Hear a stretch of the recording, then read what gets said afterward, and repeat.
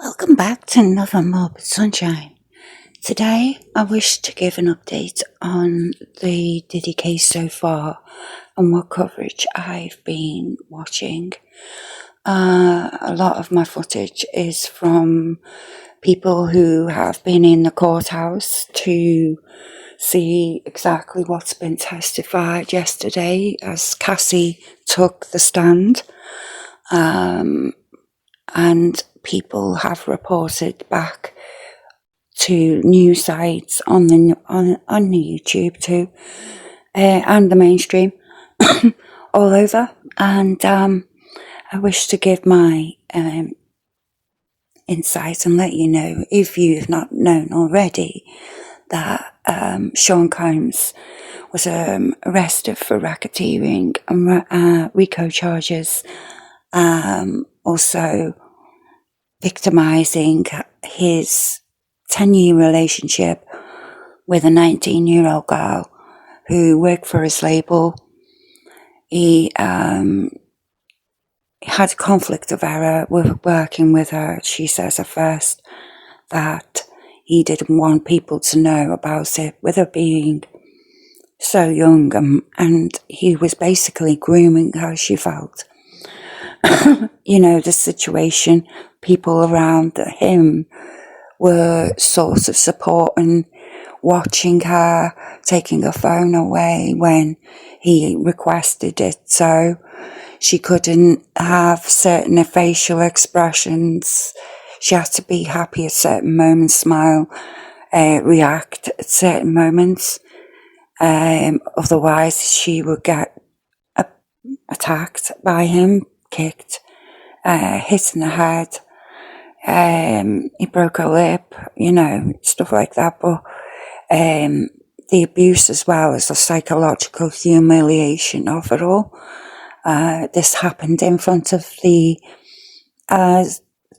escorts that Diddy made her order to swing with. And I've been looking into these escort agencies as well. And they're like, some of these employees he's employed, they are, yet the people around him, what I'm trying to say, it isn't just Diddy in these situations. I'm going to read you something that's going to possibly sound absolutely far-fetched, strange, and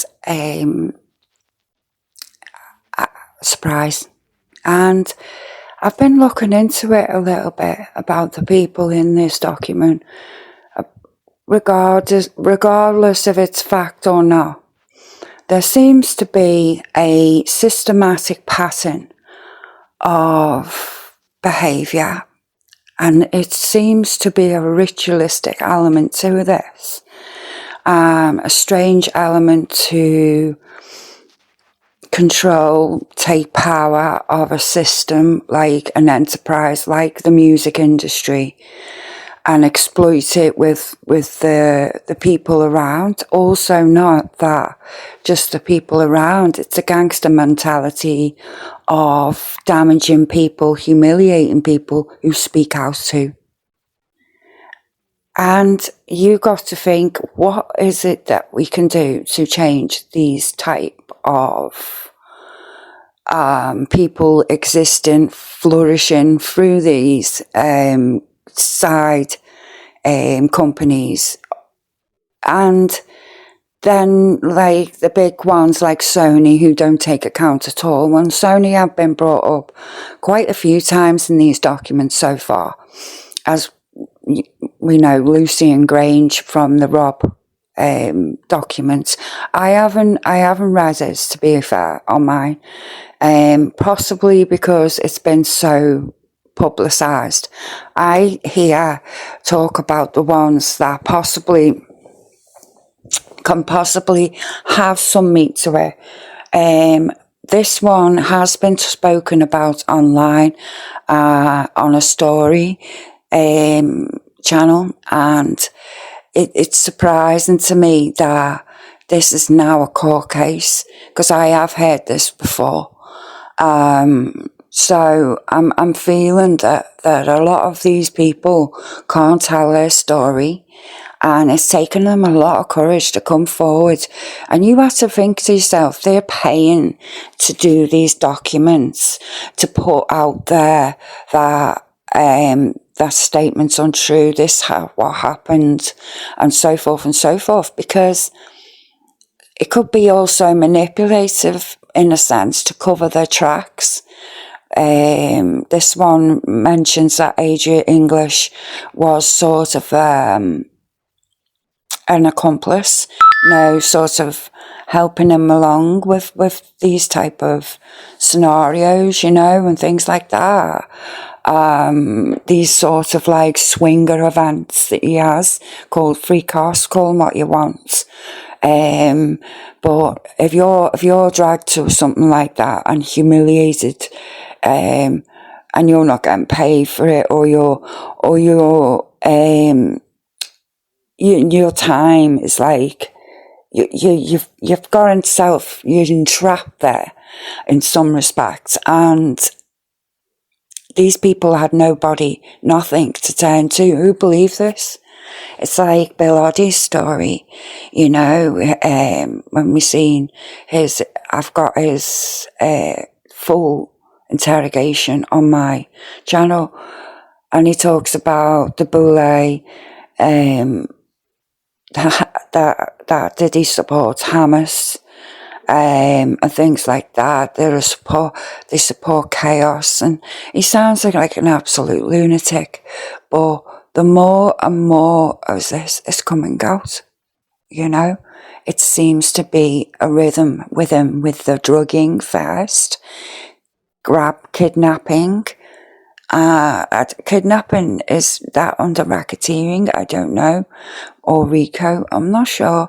But, I think to myself, where does this leave? Where does this get brought up into the criminal court? Is this going to be brought up into the criminal court? Is there evidence to support what you're saying? Because I don't understand, if you can't support what you're saying, then don't do it. Don't put it out there.